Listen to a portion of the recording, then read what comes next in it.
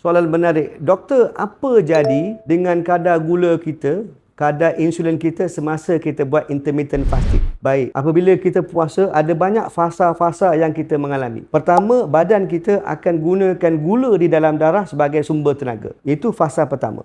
Apabila habis gula di dalam darah ataupun dah kurang kadar gula di dalam darah, badan kita akan bakar glycogen sebagai sumber tenaga. Glycogen adalah bahan api yang mudah dibakar, yang badan kita simpan di dalam hati atau liver kita dan di dalam otot kita. So that is the second source of energy. Apabila kurang kadar gula dalam darah, badan akan bakar glycogen, gunakan glycogen sebagai sumber tenaga di dalam hati ataupun di dalam otot. Apabila habis glycogen store dalam liver hati kita atau otot kita, badan kita akan mula bakar lemak di dalam badan kita. Jadi kita harus puasa lebih daripada 12 atau 14 jam supaya badan kita akan mula bakar lemak di dalam badan kita sebagai sumber tenaga. Matlamat yang kita nak untuk puasa adalah supaya badan kita bakar lemak sebagai sumber tenaga, kurang kadar lemak, kurang kadar insulin, baru kita sihat. Sebab antara mekanisme dia, kita kurang gula, kadar insulin akan turun.